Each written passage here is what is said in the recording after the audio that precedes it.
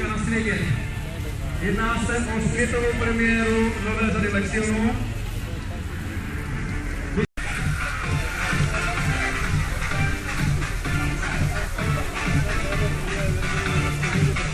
Jedná se o zkusu novou mlátičku, která tu světovou premiéru oficiální bude mít příští týden v Maďarsku. Česká republika je tak významnou zemí, že jsme si dovolili vám tu mlátičku představit o týden dřív.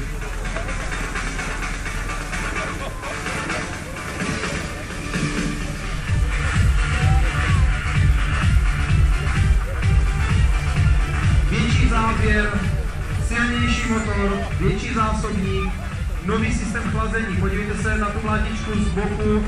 Jedná se o revoluční systém chlazení vyvinutý společností Claas. Neuvidíte ani z boku, ani z druhého boku, ani ze zadu ventilátor.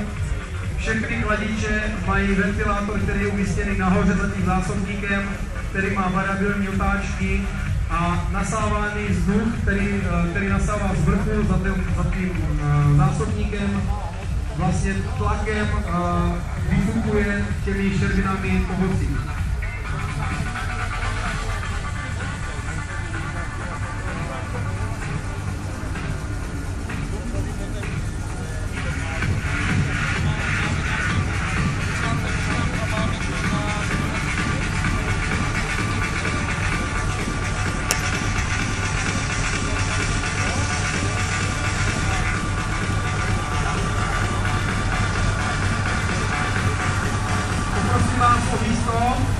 Ten řidič, co to řídí, tak on se strašně rád a rychle otáčí na souvrátí, takže to se nám vyjde ten prostor. A všimněte si, jak je ta výška obrovská, když bude zažívat.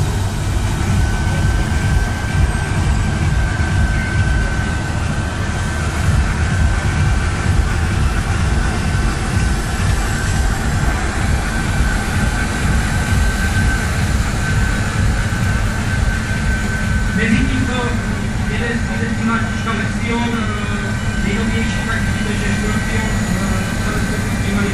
Scorpion nám nabírá hladíky a odváží, který v tomto případě model 7045. Vidíte,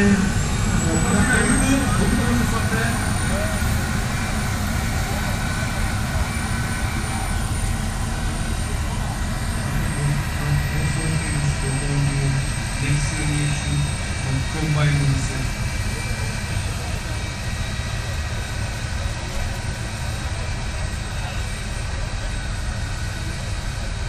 Takhle příjemně bzučí 600 koní od Mercedes-Benzu s emisí na moutě 4.